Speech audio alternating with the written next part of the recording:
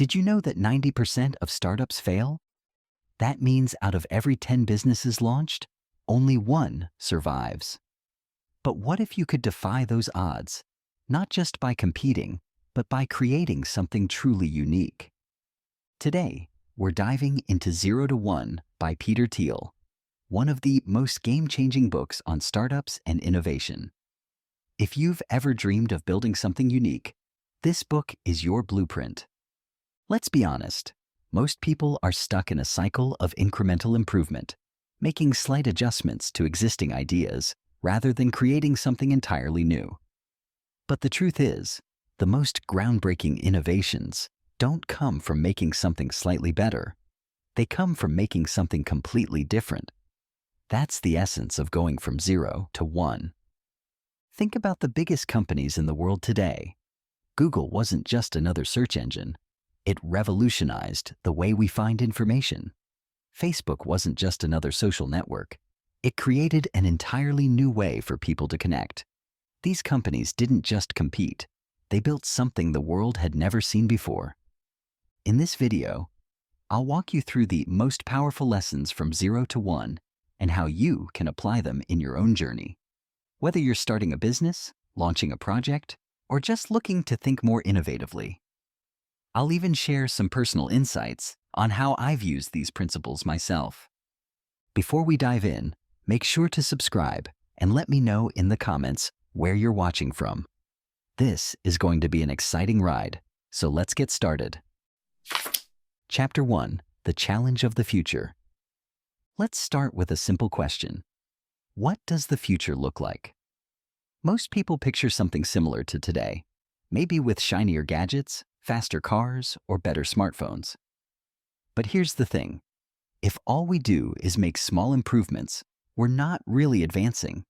We're just moving sideways.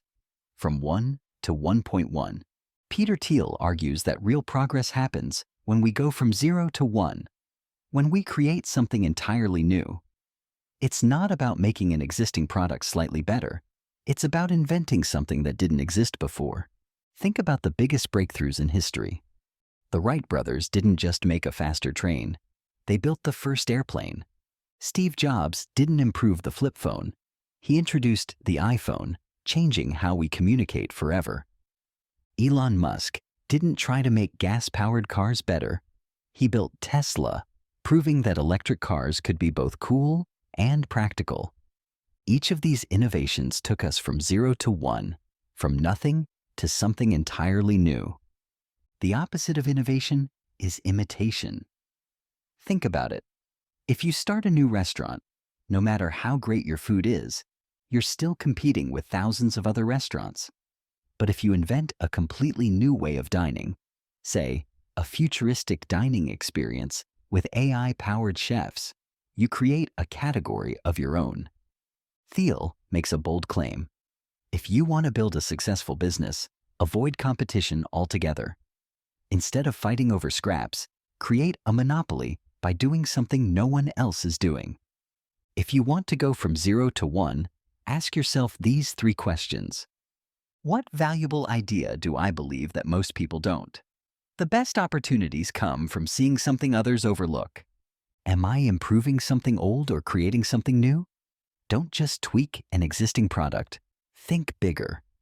What's a problem no one else is solving? The best businesses start by addressing unmet needs. The challenge of the future is simple. Don't just follow trends. Create them. Don't settle for small improvements. Aim for breakthroughs. Whether you're an entrepreneur, an artist, or just someone who wants to make an impact, the future belongs to those who dare to think differently.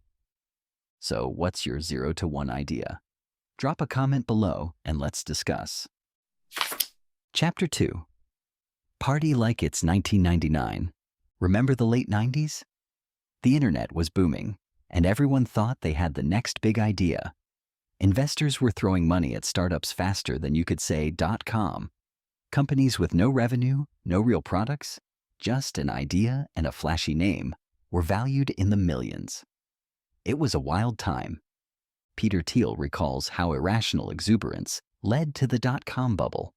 Entrepreneurs were so caught up in growth at all costs that they ignored the basics of building a sustainable business. The assumption was simple. The internet is the future, so anything online will be valuable. Spoiler alert, it wasn't. By 2000, the bubble burst. Companies like Pets.com, which spent millions on Super Bowl ads but had no clear path to profitability, collapsed almost overnight. Here's how you can avoid the hype trap.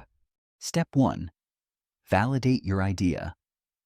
Do people actually want what you're creating, or is it just a cool concept? Step 2. Focus on long-term value. Instead of rapid growth, build something sustainable. Step 3. Learn from history. Every industry has bubbles. Recognizing them early can save you from disaster. The lesson? Don't just party like it's 1999. Build like it's 2025. Sustainable success comes from solid foundations, not just riding the latest trend. Chapter 3. All happy companies are different. Peter Thiel starts this chapter with a simple but powerful statement. All happy companies are different, but all failed companies are the same. Sounds deep, right? But what does it actually mean? Let's break it down. Most businesses fail because they get stuck in competition. They struggle to stand out, constantly fighting for a slice of the same pie. But truly successful companies, the happy ones, don't compete. They create their own market. Think about it. Google didn't just make a better search engine. It became the search engine. Amazon didn't try to be just another bookstore. It redefined online shopping. Each of these companies became a monopoly in their own space. Google's algorithms were so advanced that no other search engine could compete. It wasn't just better, it was in a league of its own. Similarly, PayPal dominated online payments, not by competing with banks, but by offering something completely new: digital transactions that were fast, easy, and secure. A monopoly isn't just about having no competitors. It's about having such a unique product or service that no one else can easily replicate it. When a company achieves this, it has pricing power, higher profit margins, and the ability to invest in innovation. If you're starting a business or a project, here's what you can do. Step 1. Find an untapped market. Look for a niche that no one is serving well. Step 2. Create a unique value proposition. Don't just be better, be different. Offer something that no one else does. Step 3. Think long-term. Monopolies aren't built overnight. Focus on building something with lasting impact. If you're constantly struggling to beat the competition, you're playing the wrong game. Instead of competing, create. Instead of fighting over the same customers, build something so valuable that customers come to you. So, what's your unique edge? How are you creating something truly different? Chapter 4. The ideology of competition. Competition is often seen as a good thing.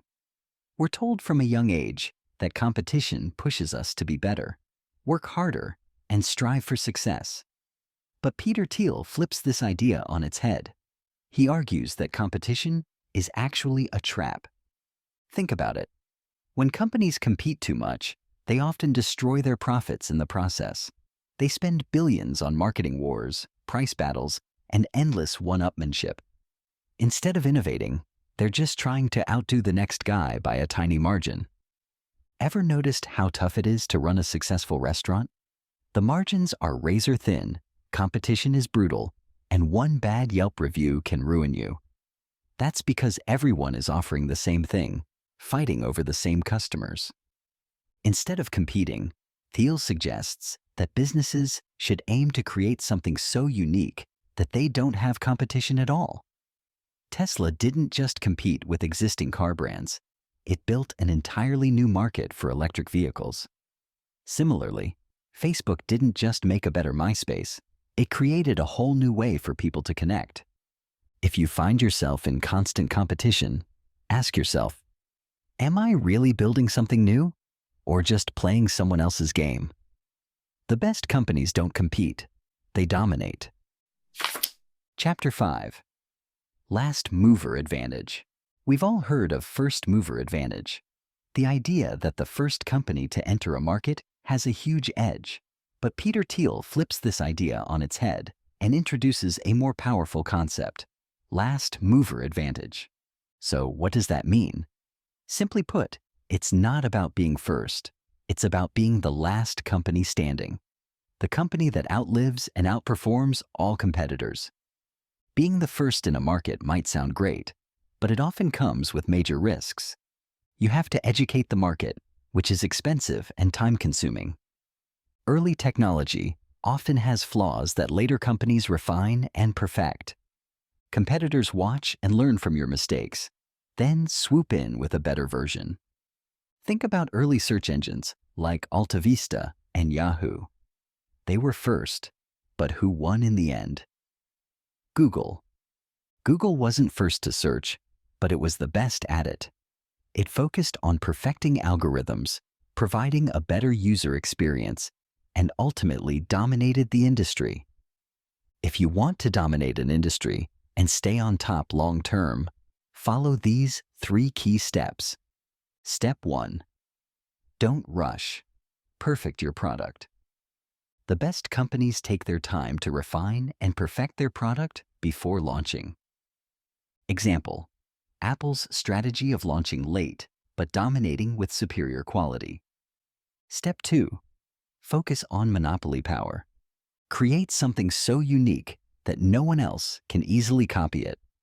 Example: Tesla's battery technology and full-stack software approach. Step 3. Think in decades, not months. Long-term thinking is crucial. The best businesses don't just aim to win today, but plan for dominance 10 to 20 years down the line. Example: Jeff Bezos built Amazon with long-term customer loyalty in mind, reinvesting profits to expand globally. Success isn't about being first. It's about being the best and staying on top. If you're an entrepreneur, don't worry about being the first to market. Instead, focus on creating something durable, scalable, and impossible to replace. Because in the end, the real winners are those who play the long game. What's your long-term vision? Chapter 6. You are not a lottery ticket. Many people think success is about luck. They believe the most successful people just happen to be in the right place at the right time. But Peter Thiel argues the opposite. Success is not random, and you shouldn't treat life like a lottery ticket. If success was all about luck, then the world's most successful entrepreneurs would have just stumbled into their wealth. But that's not the case. Take Elon Musk. He didn't just get lucky with Tesla and SpaceX. He took massive risks, worked relentlessly, and had a clear vision for the future. Here's the problem with the lottery mindset. People who believe in luck don't take control of their own destiny. They hesitate to make bold moves because they think success is beyond their control. They wait for opportunities instead of creating them. Instead of waiting for luck, take a proactive approach. Step 1. Develop a clear plan. Successful people don't drift through life. They set clear goals and follow a strategy. Step 2. Work hard and smart. Putting in effort is important, but knowing where to focus that effort is key. Step 3. Think long-term. Most people chase short-term wins. True success comes from playing the long game. Jeff Bezos didn't wait for the right moment to start Amazon. He saw the rise of the internet and took action. Oprah Winfrey overcame early struggles and built an empire through persistence and vision. Steve Jobs didn't rely on luck. He obsessively refined Apple's products to make them revolutionary. You're not a lottery ticket. Your success is not a roll of the dice. It's about taking action, making smart choices, and creating your own future. Chapter 7. Follow the money. There's a famous saying, if you want to understand how the world works, follow the money. And when it comes to building a business, this advice is more relevant than ever. Many startups fail because they focus on exciting ideas but ignore a fundamental question. Where's the money coming from? If you don't have a plan for revenue, you don't have a business. You have a hobby. Why? Money matters. A great idea is worthless without a way to make it profitable. Investors won't fund a business that doesn't have a clear revenue model. Without money, even the best startups run out of fuel and crash. Examples of smart money strategies. Amazon. Jeff Bezos started with books because they were easy to ship and had high demand. Then he expanded into everything else. Google. Instead of charging users, they mastered targeted ads, turning search queries into billions of dollars. Netflix. They transitioned from DVD rentals to streaming at the perfect time, creating a subscription-based goldmine. How to follow the money in your own business. Step 1. Identify a paying customer base. Who actually needs your product? Make sure there's demand before you build. Step 2. Choose the right business model. Ads, subscriptions, direct sales. Pick the one that makes sense for your industry. Step 3. Think about long-term growth. Will your business still make money 5 years from now? Adaptability is key. Passion is great, but a business needs cash flow to survive. If you're serious about building something sustainable, don't just chase ideas, chase revenue streams. So, how does your idea make money? Drop a comment below and let's discuss. Chapter 8. Secrets. Peter Thiel asks a powerful question. What important truth do very few people agree with you on? This is where secrets come in. The hidden insights that others overlook, but can lead to massive success. Most people assume everything worth discovering has already been found. But history proves otherwise. Every major breakthrough, whether in science, business, or technology, came from someone uncovering a secret. Take Google. Larry Page and Sergey Brin saw that search engines could be dramatically improved by ranking pages based on backlinks, a concept others ignored. That secret turned Google into a trillion-dollar empire. Many believe the world is predictable and that all big discoveries have been made. But the reality is, the most valuable companies are built on insights that were initially unpopular. The best opportunities exist in places others aren't looking. Most people don't ask the right questions, so they never find the right answers. If you want to uncover valuable secrets, start by looking where no one else is looking. Here are 3 areas to explore. The past. What valuable ideas were abandoned too soon? Think about Nikola Tesla's innovations. Many were dismissed in his time, but later proved groundbreaking. The future. What problems will exist in 10 to 20 years that no one is solving today? Jeff Bezos saw e-commerce's future before it became obvious. Your personal experience. What problems frustrate you that others ignore? Many startups are born from founders solving their own pain points. Once you find a secret, the key is turning it into a defensible advantage. Elon Musk saw that rocket costs could be dramatically reduced by making them reusable. Now, SpaceX dominates private space travel. The best businesses don't just follow trends, they uncover secrets that others overlook. If you want to create something truly valuable, start asking questions no one else is asking. So, what's a secret you believe in that others don't? Chapter 9. Foundations.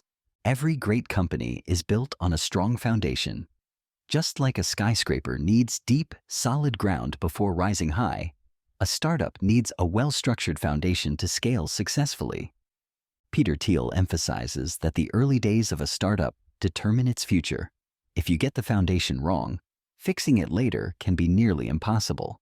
So, what makes a strong foundation? Step 1. Start with the right people. Imagine you're putting together a sports team. Would you just pick random players?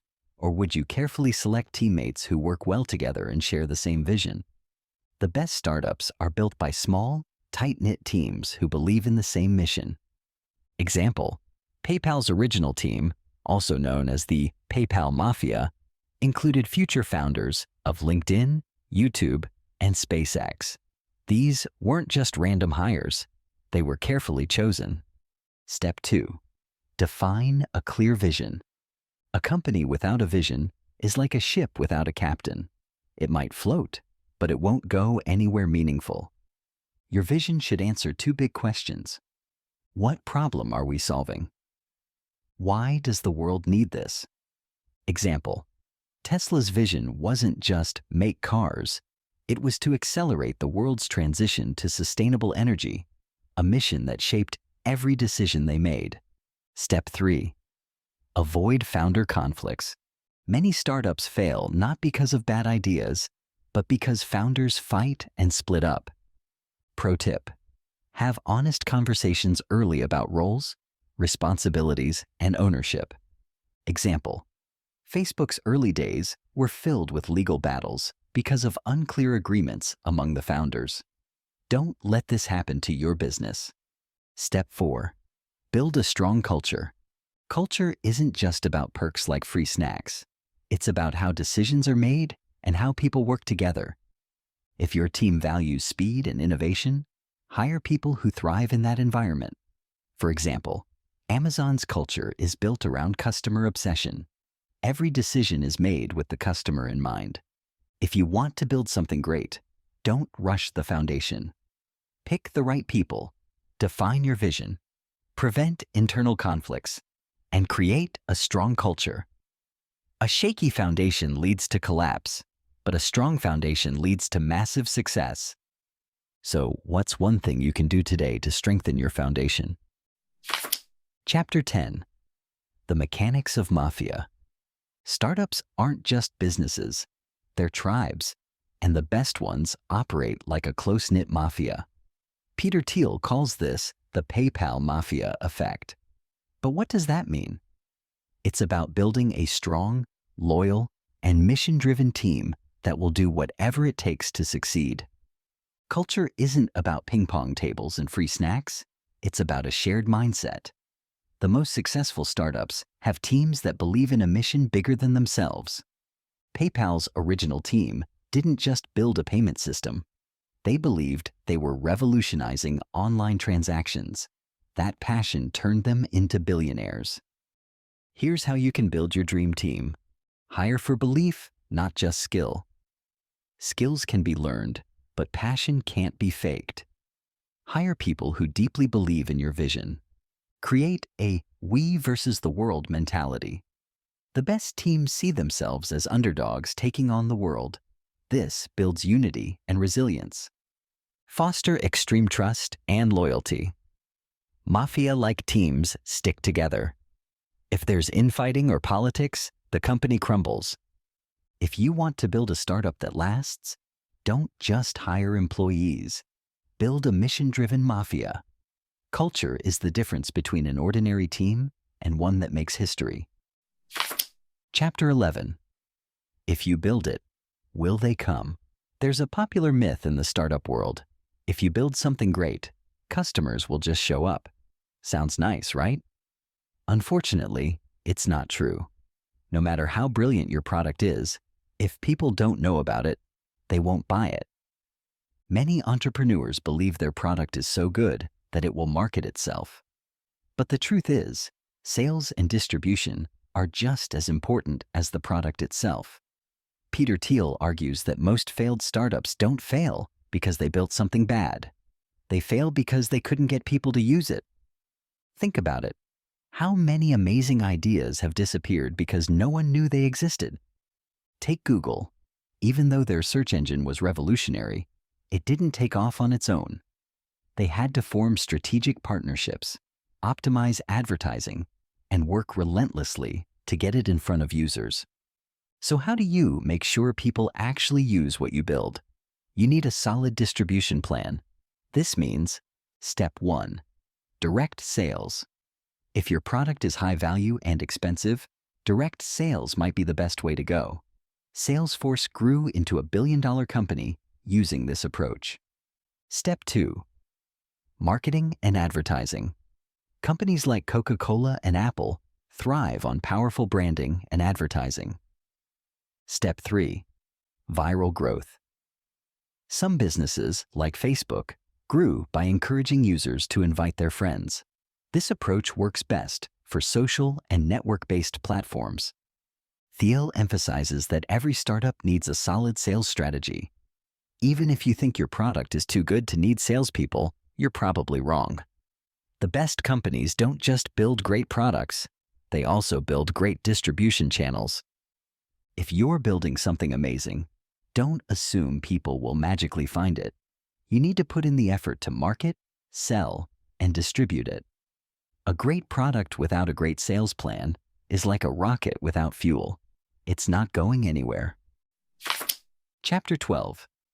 Man and Machine. We've all seen the Hollywood movies. Machines rising up, artificial intelligence taking over, and humans becoming obsolete. But Peter Thiel has a different take.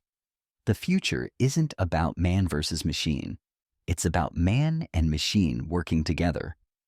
Despite all the fears of AI taking jobs, history shows that new technology doesn't replace humans. It enhances them. Think about calculators. When they were invented, people feared they'd make human mathematicians irrelevant. Instead, they allowed humans to do even more complex calculations, faster and more accurately. When ATMs were introduced, people thought bank tellers would disappear. Instead, banks hired even more tellers because ATMs made handling routine transactions easier, allowing humans to focus on customer service. In the medical field, AI can analyze data faster than any doctor, but it still requires human intuition and decision-making. AI assists, but it doesn't replace. Thiel argues that the most successful businesses of the future will be those that integrate technology to amplify human potential, not replace it. If you're an entrepreneur, employee, or creative, here's how you can thrive in the future. Step 1. Embrace technology. Learn how to use AI and automation to work smarter, not harder. Step 2. Develop human skills. Machines can do calculations, but they can't negotiate, think creatively, or build relationships. Step 3. Find ways to integrate both. Instead of fearing automation, think about how you can use it to enhance your work. The future isn't about humans losing to AI. It's about humans and machines working together to achieve incredible things. If you want to stay ahead, don't fear technology. Master it. Chapter 13. Seeing green. The term going green has become a trendy buzzword. But let's be real. Making a business sustainable isn't just about saving the planet. It's about making money too. The real challenge is turning green initiatives into profitable ventures. Many green startups fail because they focus too much on being eco-friendly and forget about being a business. Having a great mission isn't enough. You need a strong business model too. How to build a profitable green business. Step 1. Solve a real problem. People don't just buy eco-friendly products out of guilt. They buy them because they work better. Step 2. Make it affordable. If your sustainable product costs twice as much as the competition, most consumers won't bite. Step 3. Create a strong brand. Customers love brands that stand for something. Look at Patagonia. They make great products while standing firm on environmental values. Going green is great, but only if you can make it work financially. The most successful green companies don't just care about the planet. They care about creating real value. Chapter 14. The Founder's Paradox. Founders are a strange breed. They're often visionary and unpredictable, admired and criticized, praised as geniuses, but also seen as reckless. This contradiction is what Peter Thiel calls the Founder's Paradox. The idea that great founders are both extreme and contradictory in nature.